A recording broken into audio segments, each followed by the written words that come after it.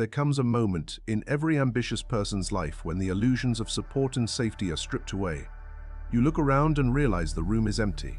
Your phone lies silent. Friends who promised to be there are absent. Family who said they would guide you offer no counsel.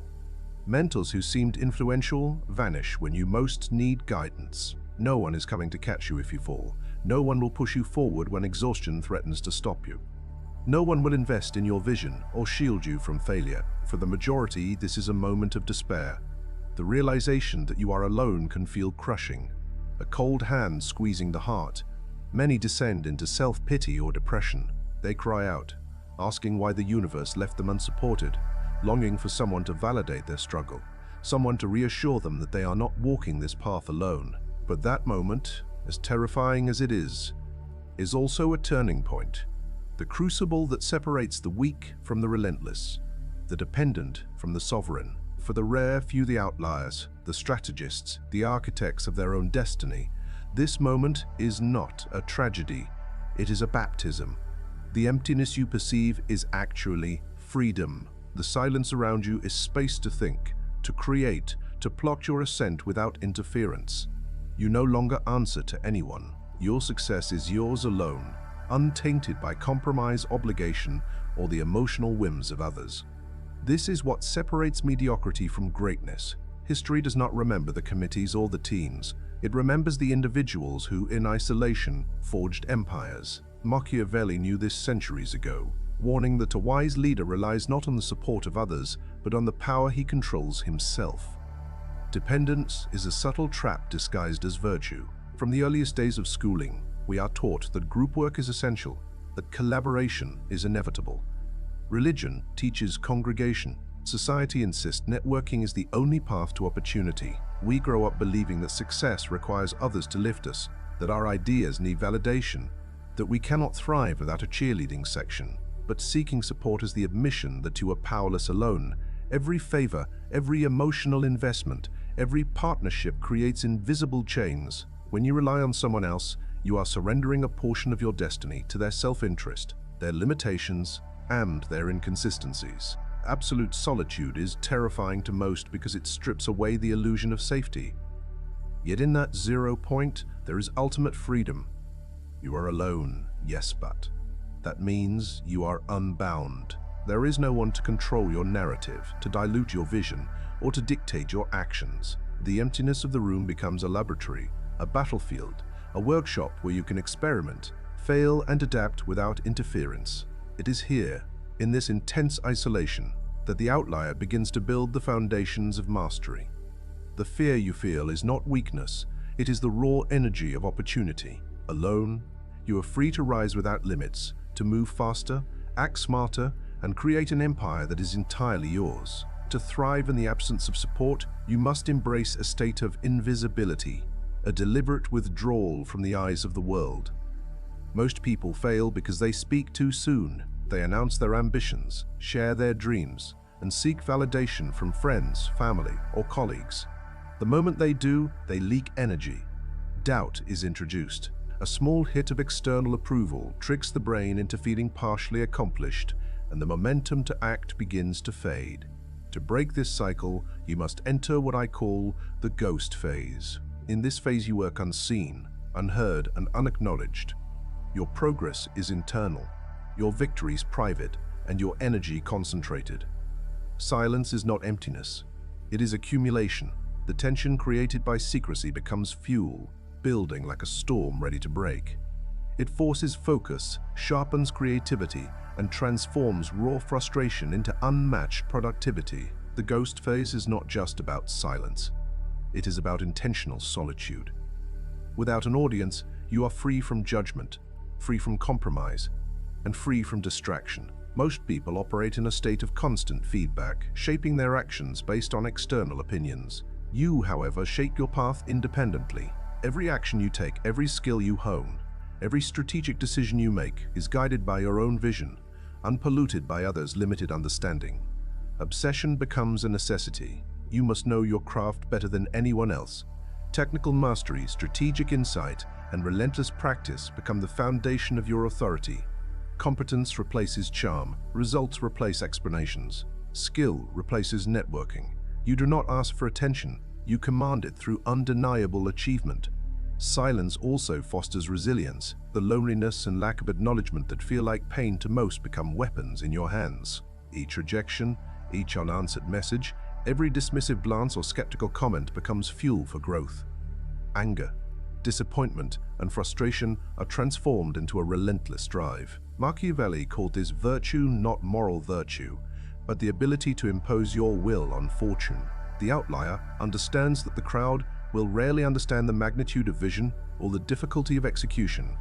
Where others see futility, you see opportunity. Where they see abandonment, you see liberation. The absence of support sharpens your problem-solving skills. Without a team or mentor, every challenge must be solved internally. Every failure teaches faster. Every success is more durable, and every lesson is internalized permanently.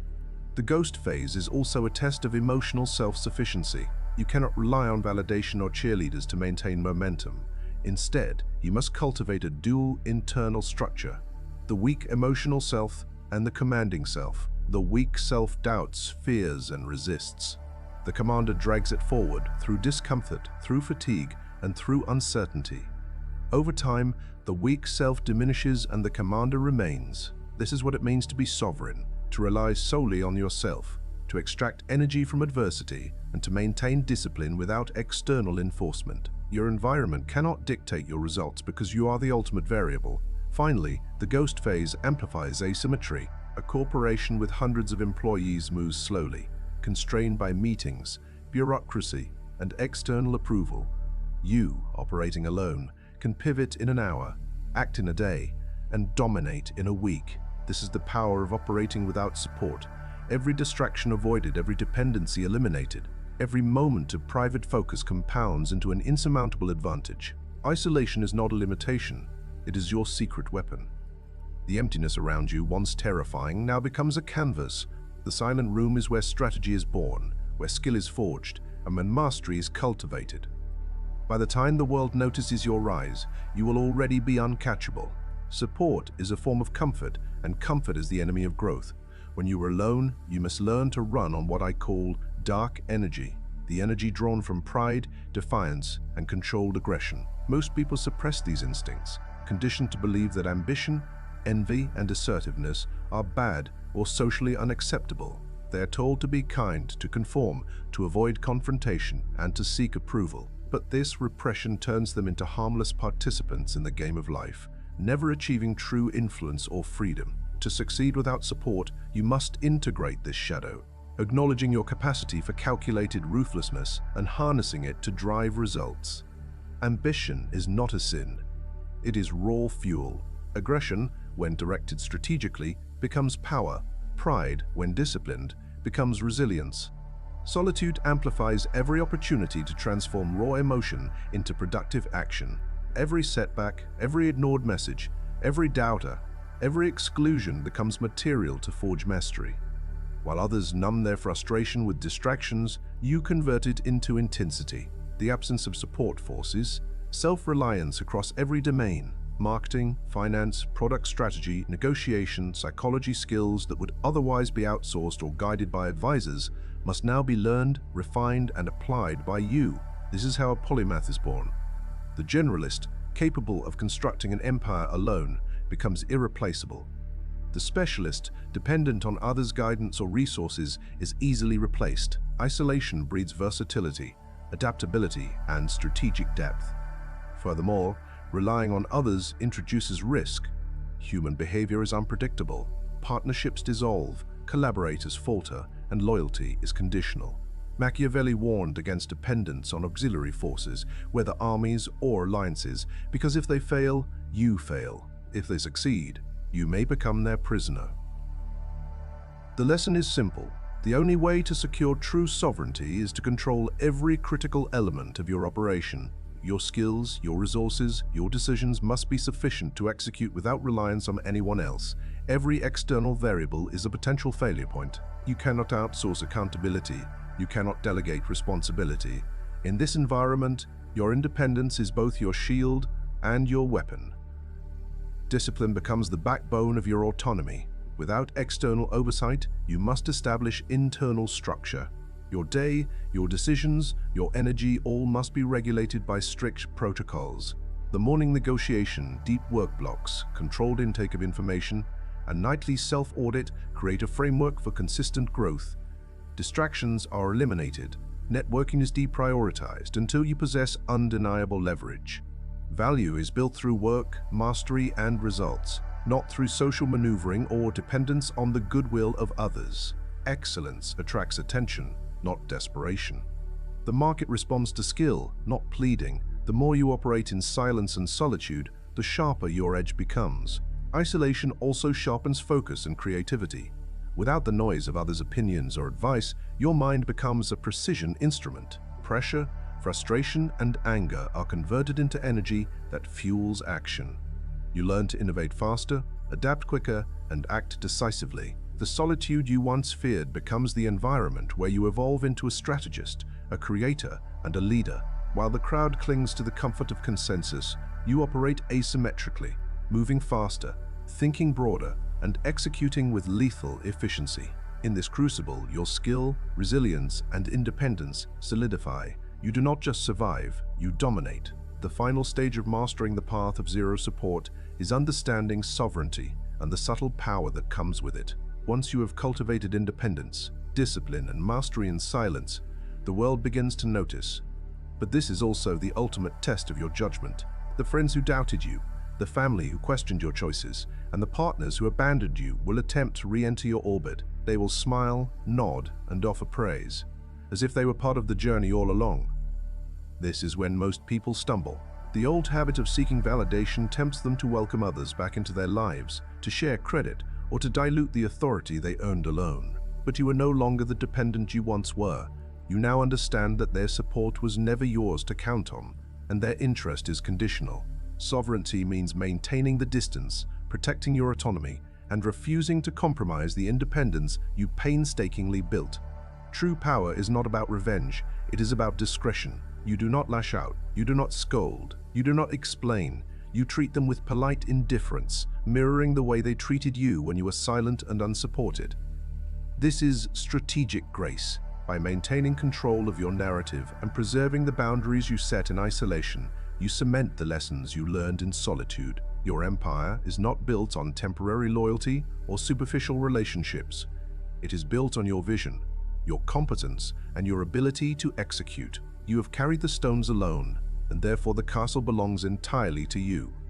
Every throne, every achievement, every victory is proof that self-reliance is stronger than dependence. There is a profound satisfaction in knowing that you achieved greatness without shortcuts, without handouts, without the crutch of social approval. You learn the lessons that only isolation can teach: how to convert frustration into fuel, how to be disciplined without enforcement, how to develop skills across multiple domains, and how to act decisively when no one else is watching. These abilities are permanent. They do not vanish with success. They are internalized, encoded into your approach, your mindset, and your work ethic. In essence, you become the architect of your life in the purest sense, capable of rebuilding from nothing at any point, immune to the volatility of human behavior or the limitations of external resources. Ironically, once you have mastered zero support, you acquire the ability to strategically offer support. You can mentor those who demonstrate hunger, drive, and resilience without compromising your boundaries or diluting your resources. But you do not save everyone.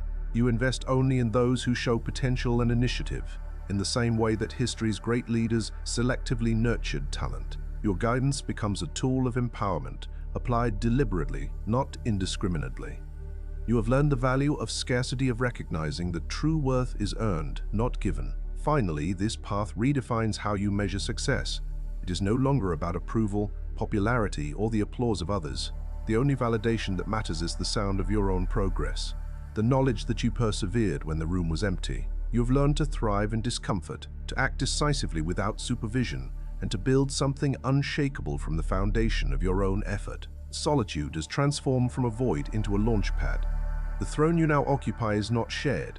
It is the product of discipline, strategy, and the unyielding refusal to rely on anyone else. This is sovereignty, the ultimate power of the outlier, the strategist, the architect of your destiny.